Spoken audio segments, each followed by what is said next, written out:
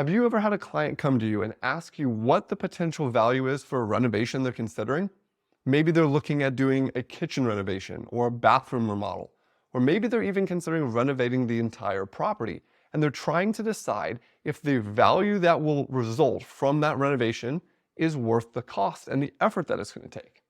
Now, many times contractors will tell clients that the value will be at least what the cost was and hopefully more. And while that would be the ideal scenario, there's many times where the cost doesn't necessarily justify a value similar to the cost. So in this video, we're going to talk about why cost may not equal value, so you can help your clients analyze which renovations or updates they should do to their property so that they get the most value out of it.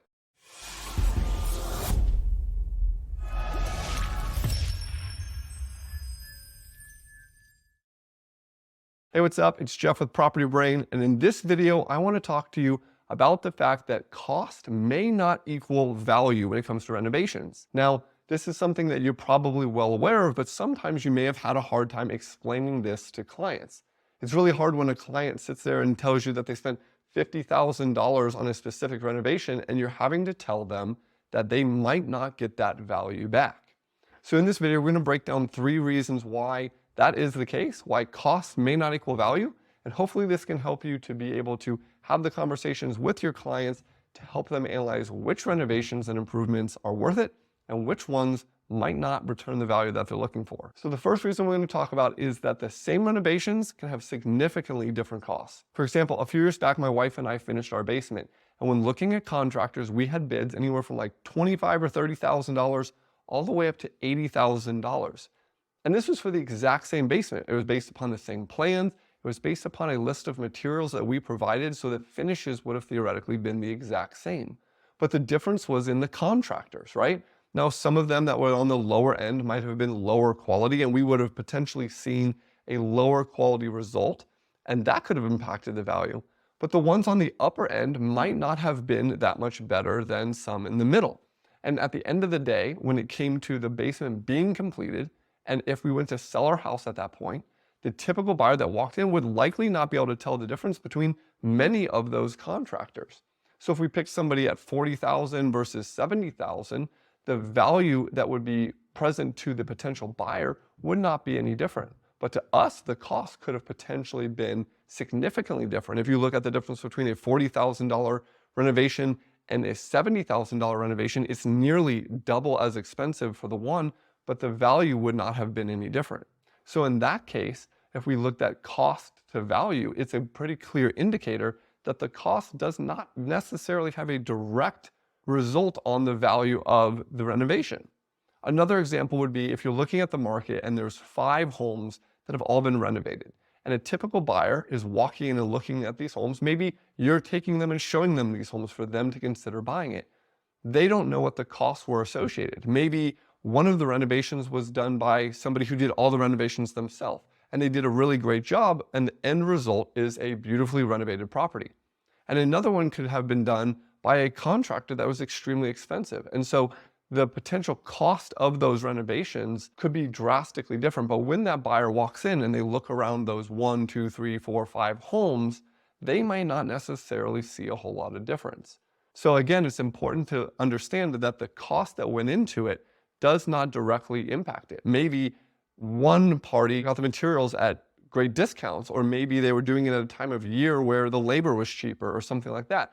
But that shouldn't negatively affect them because they did shopping or did the renovations at maybe a better time. And the same thing goes on the other side. Somebody might have chosen to do it during a very expensive time of year. Maybe materials were up at that point, and so their costs might have been greater. But that doesn't necessarily mean that the market is going to pay because they chose to do it at that time. The second reason is that some renovations are just unneeded.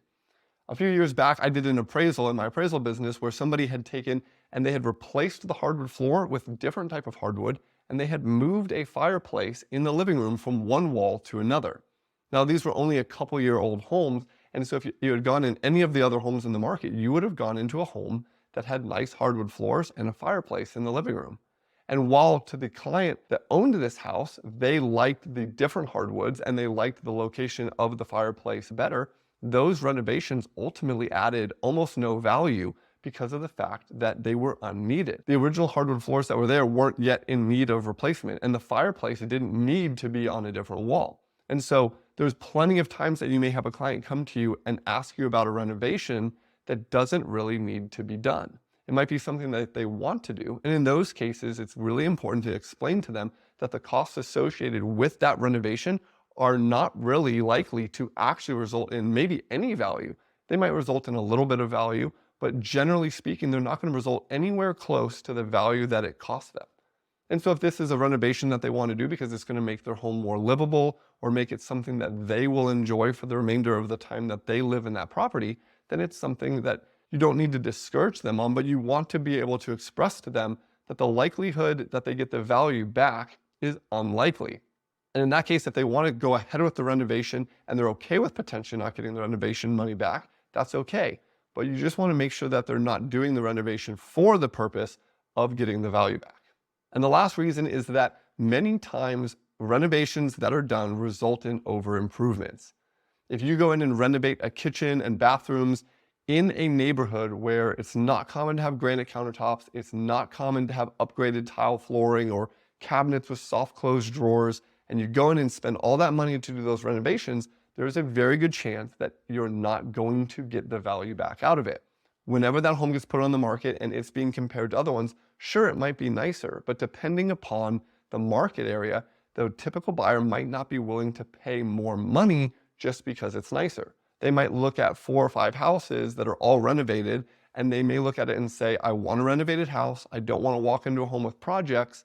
And yes, that one was really nice, but I don't need that. And so you have to understand the market you're in. The same thing can be true in any price range. Even if we're up in higher price ranges, going in and putting in significantly higher than usual upgrades can negatively affect you, or at least result in the fact that you're just not going to get the money back. We once worked with a client who had done a renovation to their kitchen and spent hundreds of thousands of dollars on the granite. And it was granite that the typical person in the market would not have liked. It was not necessarily an appealing granite to the typical person. And so when they did that renovation and went to sell their house down the road, ultimately, many of the buyers looked at it as though it needed to be replaced. So all of the costs that they did were in some ways unneeded, but in other ways, it was an over improvement. It was that the typical buyer didn't value the cost associated with that improvement. And so whether this is something like a deck or a kitchen or general renovations to the entire house, it's important to understand that you don't want to go above and beyond what is typical in the marketplace. So when you have clients coming to you and they're asking you about improvements, it's really important to look at the market comps and see what type of renovations or features are found in the market. And if the market has kitchens with granite or quartz countertops and stainless steel appliances and upgraded tile floors and soft close cabinets, then recommending those type of renovations is great. But if you're in a market that doesn't have those features, you would want to recommend upgrades or renovations that fit within what the market has. You never want to be the house that's the most upgraded, just like you never want to be the house that's the least upgraded.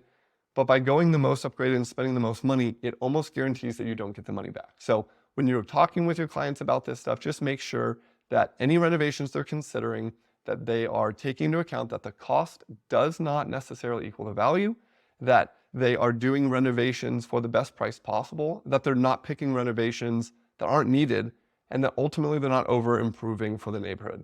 And hopefully by doing that, you can guide them to the correct type of renovation so that when they do go to list, you can actually find and prove that value and get them their money back, or hopefully even more than that.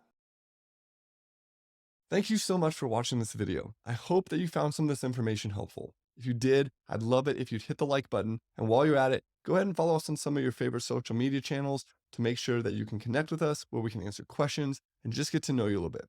Thanks again for watching the video, and we'll see you in the next one.